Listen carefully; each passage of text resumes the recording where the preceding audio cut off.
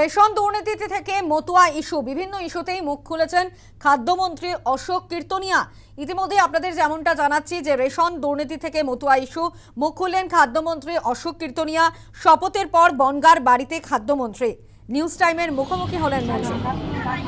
কি বলেছেন নিউজ টাইমের মুখোমুখি হয়ে শোনাবো।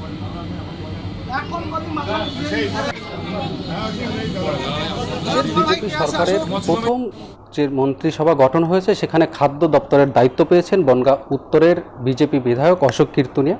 এই মুহূর্তে আমার সঙ্গে রয়েছেন খাদ্যমন্ত্রী অশোক কীর্তনিয়া। অশোকবাবু, প্রথমেই যে প্রশ্নটা আপনার কাছে, আপনার জীবনে ছোট থেকে যে লড়াই, বহু লড়াই করে আপনি বড় হয়েছেন, তার মধ্যে সব থেকে বড় লড়াই ছিল খাদ্যের লড়াই। দুমুঠো ভাতের জন্য কখনো আপনাকে ভ্যান চালাতে হয়েছে, কখনো ফল বিক্রি করেছেন, শাকসবজি বিক্রি করেছেন। আজকে রাজ্যের কোটি কোটি মানুষের খাদ্যের দায়িত্ব আপনার উপরে। কিন্তু আমি ঢুকে বুঝতে পেরেছি এটা একটা প্রাতিষ্ঠানিক দুর্নীতি হয়েছে। শুধু যে জ্যোতিপ্রিয় মল্লিক জেলে গিয়েছেন বলে যারা এই জ্যোতিপ্রিয় মল্লিককে দুর্নীতি করতে সাহায্য করেছিলেন, যেসব আমলা কর্মচারী, এরা সবাই পরিকল্পিতভাবে এই দপ্তরটাকে পশ্চিমবঙ্গের গরিব মানুষের খাদ্য নিয়ে যে খেলাটা খেলেছেন সেটা ভয়াবহ জিনিস ছিল। আমি প্রথম দিন যেদিন আমাকে দায়িত্ব দেওয়া হলো, দপ্তর বন্টন হলো, আমি সন্ধ্যাবেলা খাদ্য দপ্তরে ঢুকেছিলাম। এখন এই মুহূর্তে সবচেয়ে বড় দুর্নীতি যেটা ছিল আটা নিয়ে, আমি সঙ্গে সঙ্গে আটা বন্ধ করে দিয়েছি।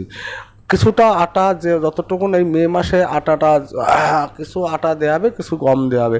জুন মাস থেকে টোটাল আটাই বন্ধ। টোটাল রেশনে ফ্রেশ গম, যে গমটা সেন্ট্রাল গভর্নমেন্ট পাঠাচ্ছে সেই গমটাই পশ্চিমবঙ্গের আমজনতা পাবে। এখন বায়োমেট্রিক সিস্টেমে রেশনের মালটা নেওয়া হয়, কিন্তু সেখানে দাঁড়িয়ে সেই যারা উপভোক্তা আছেন তাদের কাছে একটাই বার্তা দেবো, আপনার যদি রেশনের প্রয়োজন না হয় তবে কেন আপনি পশ্চিমবঙ্গের ক্ষতি করছেন।